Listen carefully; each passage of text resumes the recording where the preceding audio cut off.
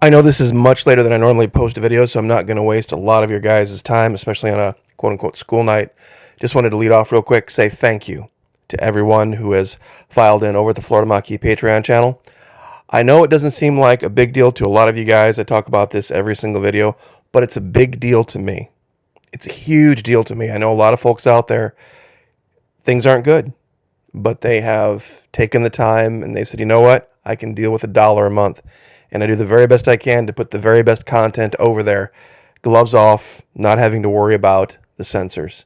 It's even less than $1 a month if you sign up for an entire year. And the most important thing, fully refundable.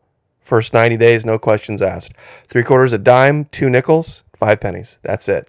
So thank you, everyone who's over there. Those of you who have stepped up to the $5 level, God bless you guys. You guys are absolutely amazing. We're going to have a new video for you guys. The $1 level will always be the training stuff. $5 level will be just specific information for quote-unquote need to know. So anyway, without any further ado, I'm going to take a bit of a departure today from what I normally talk about. Now, we've talked about this before. People always kind of keep in the back of their mind their plans for what happens when it finally does all fall apart. What if it's a solar storm? What if it's an EMP? What if the grid finally just gives up the ghost and it collapses? If we had to go for extended amounts of time without power, what would we do? How would we do it? Now, depending on where you are in the country and what time of year it is, of course, plans will wildly vary. But down here, and I think this applies to a lot of folks, usually the first two things that get missed right away: hot water showers with water pressure and icy cold drinks. People head for the gas stations and they raid the ice machines, and that's good for a while, but eventually they can't keep up. If it's more than a week or 2 weeks, I know a lot of folks have those solar camp showers that use gravity. Yeah, that's warm water, but the pressure, it's a bit of a trickle. What could you do that wouldn't cost you very much to provide this for yourself during a grid down, power down situation? I have a couple of suggestions. Now, a lot of folks also ask the question, Florida Maquis, what happens if I have to bug out? A lot of the preps that I've made require me to stay where I'm at. I've prepped my home. What can you suggest that you could take with? Well, today's video, the 3 things I'm going to suggest are all eminently portable, and they will provide you with icy cold beverages and hot water showers with pressure. That's the key. Now, this is the generator that I use. I don't have 2 of them, but the reason I have the one of them that I do is that you can daisy chain them if necessary. A lot of people have the idea that they want their life to be seamless when we go to a power down, grid down situation. I'm not one of those people. I'm one of those folks that says, well, you know what? There's certain things I'm just going to have to do without. And 2200 watts should get the job done. If you took a 2200 watt generator and you went back into history before there was electricity, and you had that, you'd have been seen as a marvel. You'd have been seen as a wizard. Your standard of life would have been far greater than that of the founding fathers. All the things you'd have been able to provide just simply on 2200 watts. Now, what's the first thing? I'll be very honest with you. Someone got this for me. It was it's an old tabletop ice maker. I was really skeptical.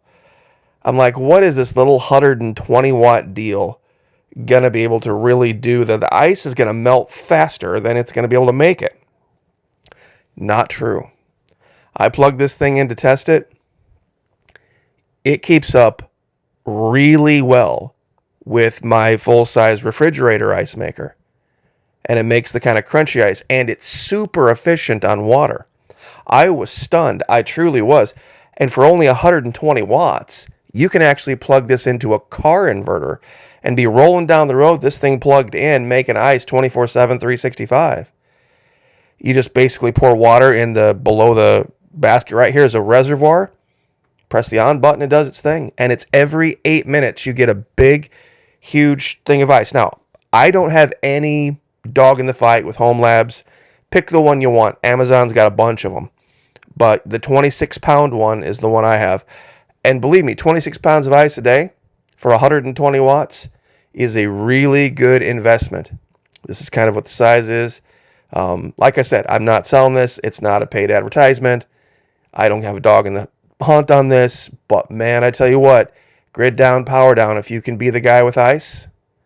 And I just brought this up to show you, you can get this $30 at Amazon, these little bitty power inverters. This one's 300 watt. This ice maker only pulls 120. You could even have your phones plugged in. You can be rolling down the road and cooking up ice. And like I said, you can keep it going 24 hours a day, 7 days a week. And remember what we were talking about with this series? Remember the series Colony? Where the very first couple of episodes, it's about getting the insulin for the little boy. Well, insulin has to be kept cold. You could save somebody's life. You could be that other, let's see, what's the word I want to use here? Less unattractive option for someone. If they're like, I can get insulin, I just don't have any way to keep it cold. You could be that option. Now, hot water with hot pressure. This is a little bit more complicated. Take a little bit more doing, but it's still not that expensive. And believe me, after a week, 2 weeks, those little camp showers for guys, yeah, we can probably, muddle through. But for women, I don't mean to be sexist, but to have a decent, high-pressure, warm shower, they make these solar heated showers. Basically, it's just a giant, tall, black container that fills up with water, and the sun cooks it. Now, this particular model, I wouldn't recommend because it's not exactly super portable. It does come apart right here. The one that I would recommend is this one. It's a Vita XL.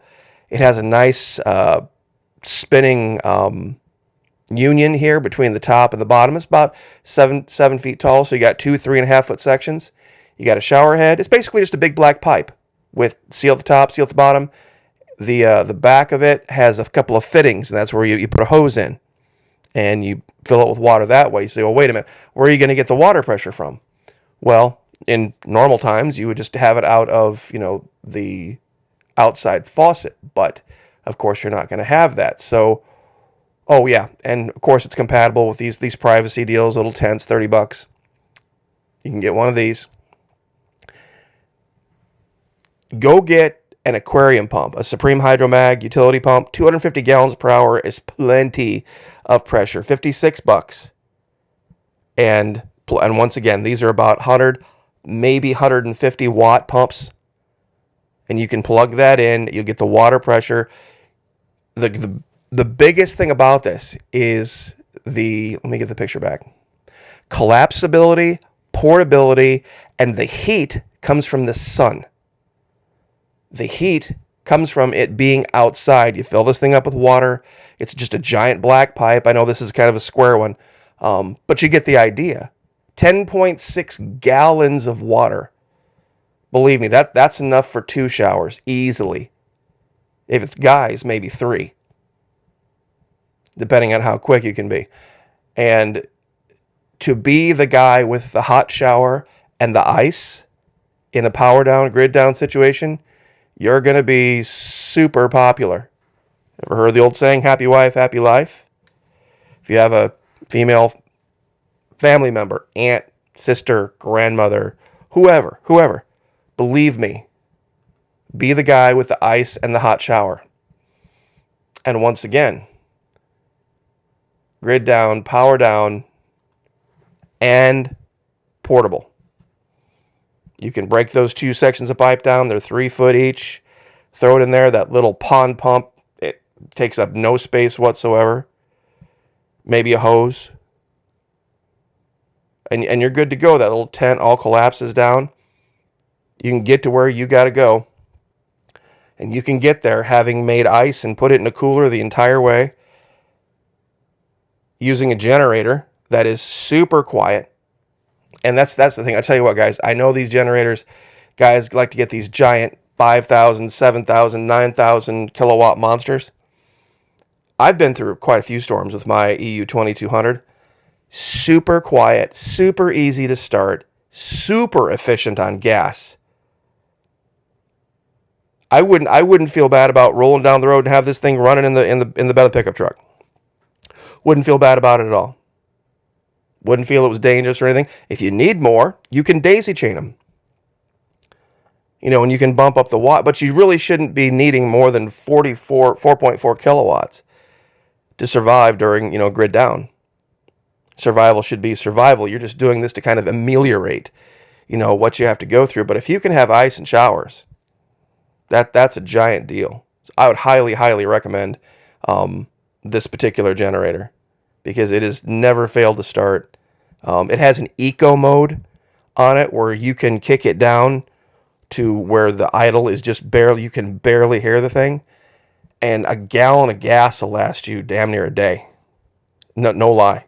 No lie. On eco mode, I mean, it's that efficient and for what it can get done. And the things I showed, that little 120 watt pump and the ice thing is 240. Okay, 240 watts. This thing's max is 2200 watts. Whatever else you would need to run, you could easily run. So the Honda generator, the tabletop ice maker, maybe get one of these guys, $30. Being able to keep medicine cold for whatever reason, huge, huge benefit. And as far as the shower goes, solar heated shower, it's basically, like I said, just a big black pipe. That's all it is. I'm sure there's probably some industrious guys out there like, you know what, I could make that. You could. You could get yourself some big black pipe. You got to seal it up a little bit.